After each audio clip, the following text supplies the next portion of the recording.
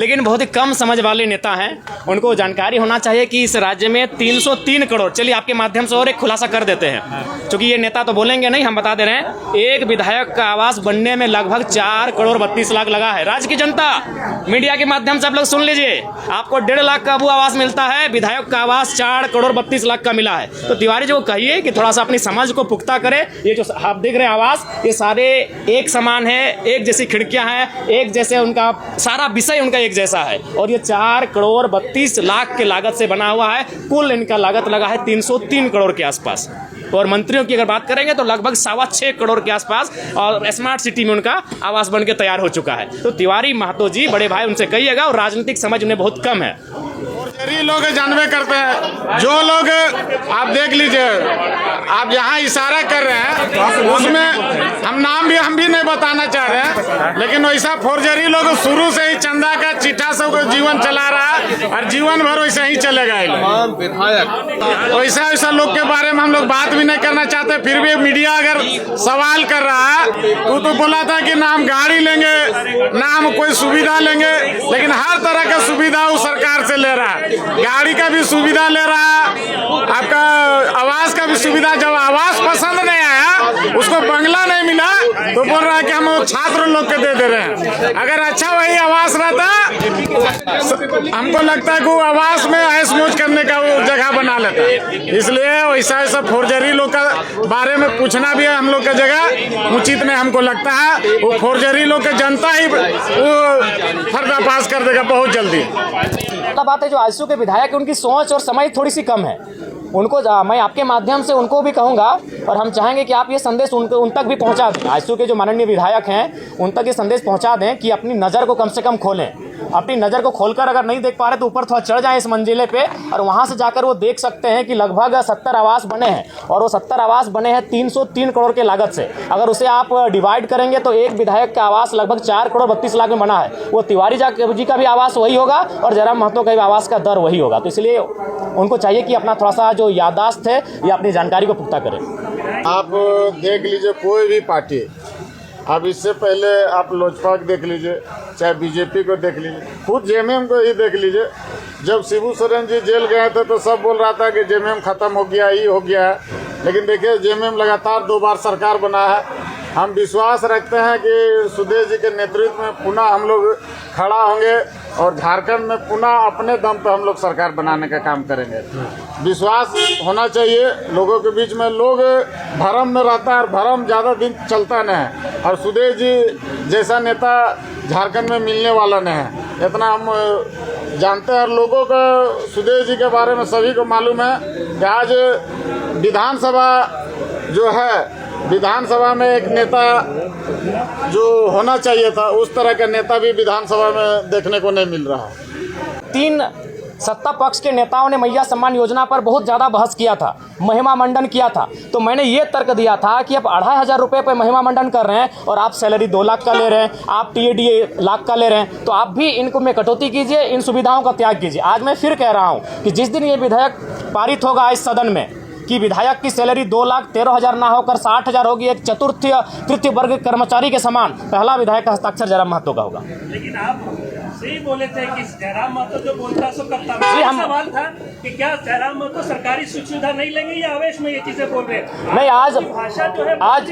नहीं, मैं पुनः कहूँगा, आज पहला विधायक हम होंगे, चूंकि आप उस पहला बात है कि रील्स का दुनिया आया, आप उसे रील्स के तर्ज पे लेके जाते हैं। मैं आज पुनः कहूँगा, जिस दिन ये विधेयक पारित होगा, जिस दिन ये त्याग होगा, पहला विधायक हम होंगे। मेरा तर्क सुन लीजिए। आज अगर आप बात करें तो 4 करोड़ 32 लाख के लागत से ये आवास बना है। अगर जयराम महतो नहीं लेता है तो आपको जानकारी होना चाहिए, आज इस राज्य में कई ऐसे मंत्री हैं जो लगभग 2 आवास लेके बैठे हैं, 3 आवास लेके बैठे हैं। तो जाहिर सी बात है किसी वीआईपी के पास चला जाएगा। और ये राज्य जहाँ के छात्र काफ़ी परेशान है, जहाँ के छात्र बड़ी संघर्ष के साथ रांची में आके रह रहे हैं, तो मैं सोच रहा हूँ, मैं एक नया प्रयोग करने जा रहा हूँ। मैं अपने आवास को ऐसे छात्र जो डुमरी विधानसभा से, धनबाद बोकारो जिला से चलकर आके रांची में रहते हैं, उनके हवाले रहेगा। हाँ, नया भी, नया पुराना कोई जो मिलेगा। अभी फिलहाल अपने दोस्त के यहाँ रहते हैं। जयराम जी, और वैसे कौन से मुद्दे हैं जिनको लेकर बाद में आपका जो विधायक बनने के बाद जो है बदल गई है?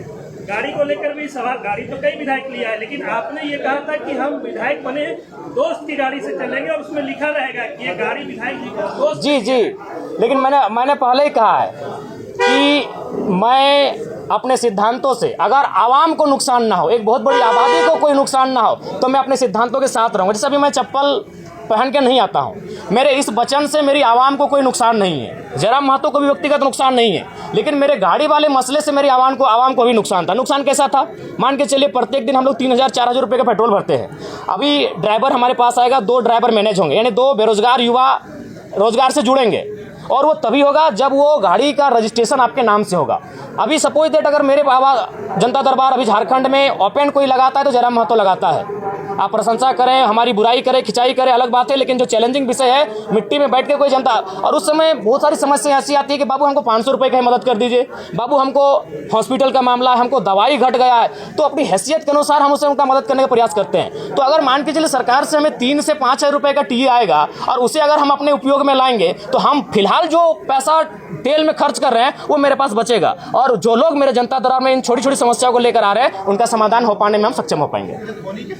नहीं, वो फेक है, और हम चाहेंगे मीडिया बंधु इस तरह का सवाल बिल्कुल, आप लोग भी एक बात थोड़ा जांचें। धोनी जी से हमारी कोई मुलाकात नहीं हुई है, लेकिन ऐसा नहीं कि हम मुलाकात नहीं करना चाहते, हम भी उनका बहुत बड़ा समर्थक हैं, और बिल्कुल उनके छक्कों के, उनकी कैप्टेंसी के, उनके हर एक कार्य की हम भी प्रशंसक हैं। अगर कभी मिलेंगे तो हम अपने पोस्ट पे खुद सार्वजनिक करेंगे कि आज हम धोनी से मिले। अच्छा, सीसीएल में क्वार्टर को लेकर जो है आप रात में वहाँ गए थे, कई खबरें आई, आप रांची में हैं कैमरों के सामने, ये बता दीजिए कि सीसीएल में आपको जयराम महतो क्वार्टर चाहिए या नहीं चाहिए, जो अवैध रूप से क्वार्टर ले रहे हैं उनको खाली कराने के लिए? नहीं, वो एक बात, पहला बात है, अगर आप आंदोलन की बात करेंगे और संवैधानिक बात करेंगे तो फिर हमें लगता है बहुत सारी विवाद उत्पन्न हो जाएगा।